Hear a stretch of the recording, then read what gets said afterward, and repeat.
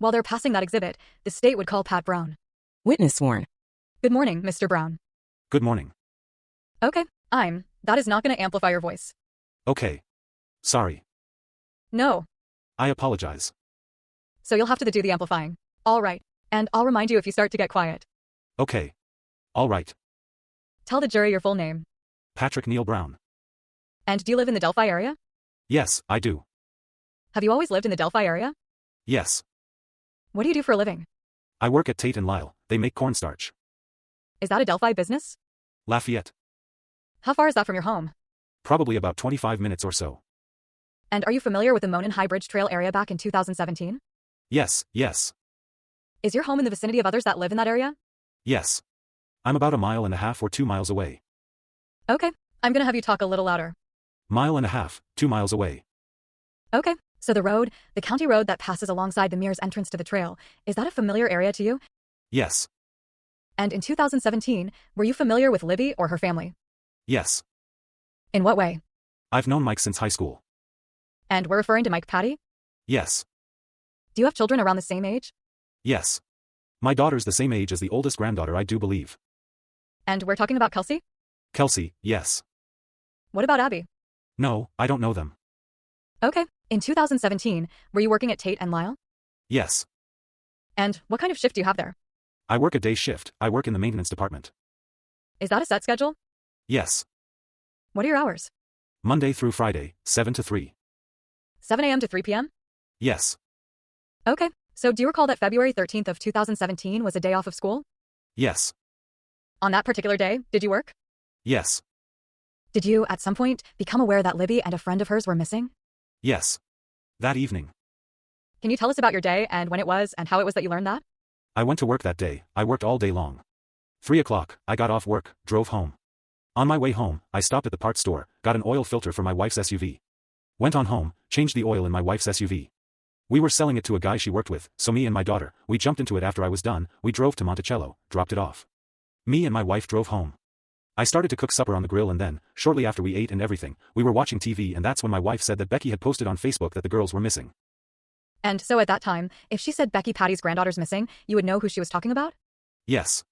Well, one of them. Okay, and did you then do anything with regard to the information that they were missing? Yes. I called Mike N. And we're talking Mike Patty? Yes, and asked him if they had found them or anything, cause I didn't know how long that post had been, and I called Mike, and he was at the police station I do believe, and then I told him I was gonna go see if I could help look, see if we could find them. Okay, was it dark at this point? Yes, it was. And so, what did you do in order to assist? I called Tom Mears, a buddy of mine, and I asked him if he wanted to go look for the girls. He was busy at the point, but said he would meet me over by the high bridge. Okay, so Tom Mears. We've heard a lot about the Mears name. Yes. Are there a lot of Mears? Yes. Family members? Yes, there is. Okay, and do they all live in the same vicinity that you live in? Yes, most of them do, yes.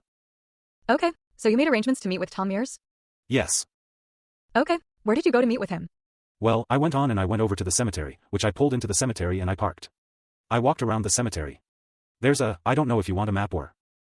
Come on up and we'll show them what you're talking about. So I'm gonna stand on this side. Okay. So you can be out of the way of the jury seeing the picture. But I've shown you a map of the area before. Yes. I'll give you an opportunity to get acclimated. Okay. Okay, so what area would you be coming from if you left home? If I left home, I'd be coming from this area up here. Okay. I come down this road, come over. I stopped here at Ron Logan's house. And coming around through that way. So you'd be coming from the north? Yes. Travel south. Yes. To this perpendicular road on the picture. What is that road? Do you know? I don't know the road number. It's okay. Do you travel on it often? Judge, is it okay if I ask the jury whether they can? There indicate can you see it? No. I think there is a glare. And I think yesterday if you had it. See, I try to put it where they. Maybe move it a little bit forward. Okay, let's try that. Is that better? Better? Okay. Everybody's giving a thumbs up. There we go. Perfect. Everybody in the back row does a thumbs up. Anybody thumbs down? Okay. Okay, thank you. Appreciate that. Okay, coming from off the map. Okay, and you come down to the perpendicular road. Yes. Okay. Come to this road here. Indicates. And where'd you go from there? Okay. I come down this road, come over. I stopped here at Ron Logan's house. Okay, why'd you stop at Ron Logan's? Well, I stopped to ask him if he might have seen the girls. Retired, I didn't know maybe if he'd seen them walk by or anything like that, so I thought I would. Okay, and was there anything unusual about your conversation with Ron Logan? No. Did he indicate he had seen the girls? No. Okay, and then what did you do? So I left there and I come on down the road, and I come to this edge, just turning into the cemetery here. Indicates, come in, parked my vehicle right in this area here. Indicates. Are you in the cemetery? Yes. Okay. Still in the cemetery, yes. And there's a ravine that runs through here, so I come around, I knew there was people on the bridge, I could hear them, I could see lights. So I come around and I walked along this ravine, this ridge, and I worked my way along the ridge to the bridge back here. Then I found they had a vehicle backed up, they were getting a drone out to FLYA drone. I talked to the people there for a little bit. They said they had searched the area here, so talked to them for a little while, and then I left and come up to the Mears entrance, what they call the Mears entrance, followed the trail through here to the Mears entrance, and then Tom called, and I met him right in here. Indicates. On that road? Yes, on that road. Picked up, me and Tom picked up and then we took and drove around. We went out to the Heartland, come back around to 218. Okay, so let's go back to what you observed here. Yes. What part of this area is familiar to you? What part of it? Yes. This part. Indicates. Okay, so the part to the west of the ravine. Yes. Toward the High Bridge Trail? Yes. Okay, and what do you know about this ravine area? Are you? Well, it's pretty steep and everything in there, so. Okay, would it be difficult to walk directly from the west of the trail and just go straight across? Yes, I think it would be. Okay, and so even when you parked in the cemetery on what would be the west side of the drive, you went around the wooded area? Yeah, around. To the north? Because the ravine comes up through there, right around this. Oh, okay. So it's even deep along the side. Yeah. Of the cemetery? I wouldn't say it's real deep, but in the dark, you could probably break a leg pretty easy in there. Okay, so you come up around that wooded area that we can see and you walk along this. Walk along. Field or down in here? Walk along here and work my way to the bridge, right along through here and then to the bridge, yes. Okay, is there an area in here where you could not walk close to the water? Yes. It's really steep right here, it's very steep. So you came from the cemetery toward the High Bridge? Yes. Did you ever cross the High Bridge? No. And then you went backward on the trail? Yes, that way. Okay, where? It's dark, correct? It's dark. Do you have a flashlight with you? Yes. And can you see other people with flashlights? Yes. In what vicinity do you see flashlights? I see flashlights over in here, indicates, and some back in here, indicates, and there were a couple back here at the bridge that had flashlights, too. Could you tell? Right at the entrance area. Okay, and the people that were there with the drone, did they look like they were with law enforcement in some capacity? I could not tell you. Okay, could have been random people? It could have been just someone that was inaudible. You get with Tom, you drive around. Yes. The area, inaudible. Did you and he ever come back to the trail? Yeah. He brought me back to my truck and then he went home. I also went home. I got home and I talked to my wife, cause I need a can of Skol, so I drove back to town and got me a can of Skol. And then, while I was in town, I drove some of the back roads, Old 25 all the way out, but I stopped at the fire station at first and talked to the guys at the fire station and asked them what they heard. They hadn't heard anything, so like I said, I drove some of the back roads, Old 25 down and I come to 218 and I went back home. Was it your thought that the girls may have attempted to walk home? Yeah. Well, walk home, walk into town, I was just looking to see. I didn't know where they would walk or. Okay. So. Because the Patty home is in the same vicinity as yours is off the map? Yes, they're off the map over there. Okay, so you go home that night after you've stopped at the fire station and. Yes.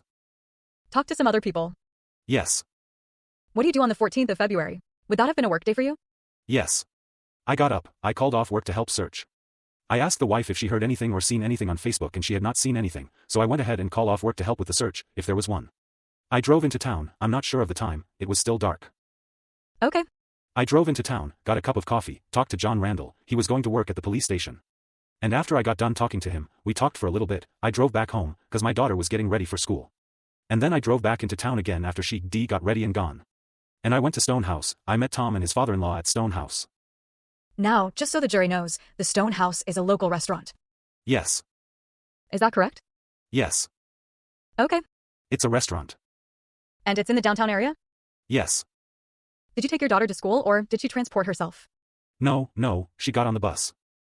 On the bus, okay. Okay, so you're at the restaurant. Yes. And what happens from there? Drinking coffee. Then we went across because they was doing the thing over at the firehouse, so we went across to see what was going on over there, and that's when they was talking about the search and everything, and Mr. Mullins, Officer Mullins, seemed to be heading it up, gave us his phone number and everything, and got the searchers ready. So did you collect the phone number of Steve Mullen when you were at that meeting in case you needed it later? Yes. Prior to that, you would not have had it? No. Did you know that he was the Delphi chief of police? No. So you get a phone number. What area do you go to search and who goes with you? Me and Tom, we went together. We come out, 'cause they said they was gonna be using helicopters and stuff and fly them over this area here. And what area are you referring to? The trail? This, yeah, the trail area. Okay. All this area here. Indicates, so we come out and went over this way. And you're pointing to the right side of the map. Yes. East of the cemetery? Yes, yes. We went over that way. There's a couple fields over there and farms along the creek, so we went over there, looked there. There used to be, years ago, there used to be a cave in the side of the, I don't know, hillside or whatever, there used to be a cave in there, so we went to check and see if maybe they had gotten in the cave, and the cave had been collapsed long before that, so, there were trees over it, so we moved on and checked a couple other places. And when we got done there, looking where we looked, we went back to Tom's house, 'cause he was getting some wood cut up, he has a sawmill. We went back there to his place, messed around a little bit, and then I went home, got a call from my daughter and she wasn't feeling well at school, so I went to school and I picked her up. What time of day do you think that was? I'm gonna say 10:30, 11 maybe. I'm not sure. So mid-morning? Yes. Okay. So she wasn't. You take her home? Yes. All right. And then, like I said, I pick her up, took her home, got her home. We sat there for a little bit, ate lunch. I thought at that time they had, step across here, okay, this is where, this building here I think is where they had set up a command center. And what do you mean by command center? What did you see there? Well, I never got there. Oh, okay. You heard about it? Yes, I heard they had a command center set up there. Okay. I think they put a trailer there or something that they was working out of.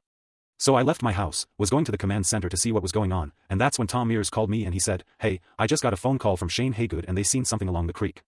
And he said, if you can go look here, Tom told me to, he was asking me if I could go look. So I told him, yeah, sure. So I come back to the cemetery and I pull in, I park right in here, in this area. Indicates. Same as the day before? Yes, right in that area, yes. And at this point, do you know Shane Haygood? No, I don't. And do you know anything about the area where they are? No, all I know is they're across the creek on that side. On the south side? Yes. So then how do you communicate with the people on the other side of the... Well, Tom told me that they had seen something. So I come to the cemetery and I tried to call Shane, 'cause he gave me his phone number, I tried to call him. He didn't answer, so I proceeded to come across the way here on the east, right? Okay, yes.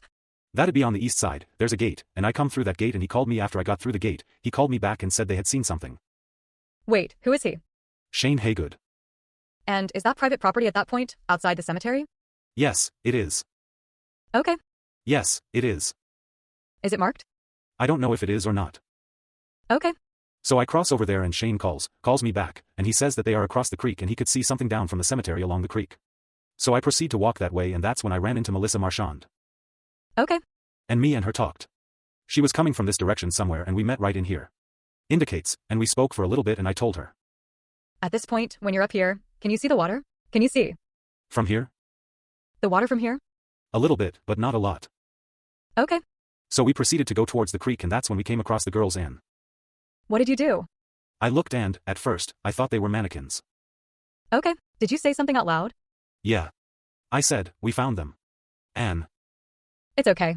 I need a minute. Sure. That's when Melissa she took off and ran back towards the author way. I turned around, I turned around and, like I said, I yelled out we had found them, you need to call the police. I got on the phone, I called Mr. Mullins, told him that we had found them. I stood there, facing away from them, and then, while I was standing there, Ben Mears come from the west with another fellow and they come over and they stopped. And the fireman that he come from the west and was here. So I was standing there. 3 girls come from over here, indicates, and they come over and they did not get close to the... Anne. Go ahead. At that point in time, we stood there and waited, and that's when police officers came. Okay. I'd like to switch this out for a picture that's closer up so that you can help us with who you saw and where you saw them. Okay. So, Judge, for the record, I would indicate that, up to this point, Mr. Brown was referencing States Exhibit 2, the large map. Mr. Brown, now we have States Exhibit 3, which is a closer view of the cemetery and Deer Creek area. Would you agree?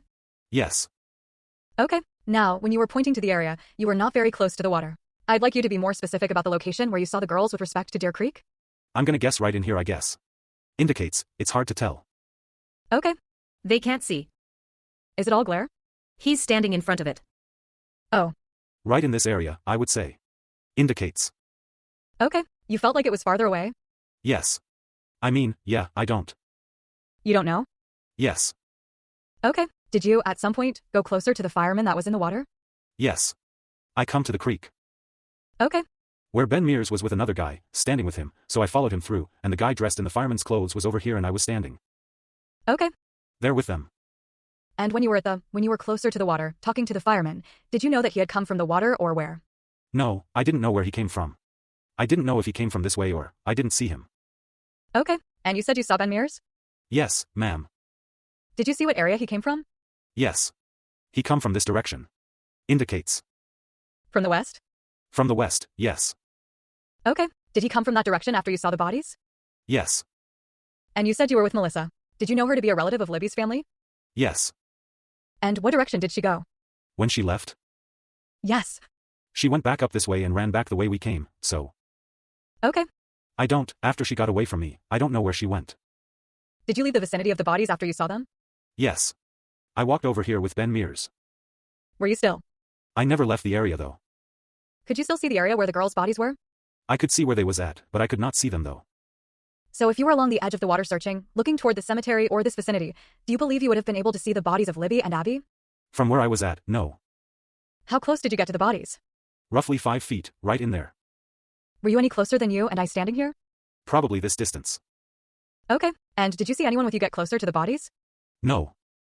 Did you have a firearm with you that day? No, I did not. Could you see Shane Haygood that was on the other side of the water giving you directions? No, I did not see anybody on the other side of the water, but I wasn't really paying attention after. After you saw? We found the girls, yes. Did police arrive before you left? Yes. And what happened when police arrived? We were standing here, I was standing there, Ben, the other guy, and then the guy in the Fire D apartment garb. The police officers came down and that's when they kind of took our information and then they asked us to leave the way we walked in. So you see law enforcement come from the cemetery area? Yes. And those are the first police officers that you see? Yes. And when you leave the same direction that you came? Yes, ma'am. And what about the other civilians that were in that area with you? They left the directions they told them to leave the directions they came also. Okay, so not everyone went with you to the cemetery? No.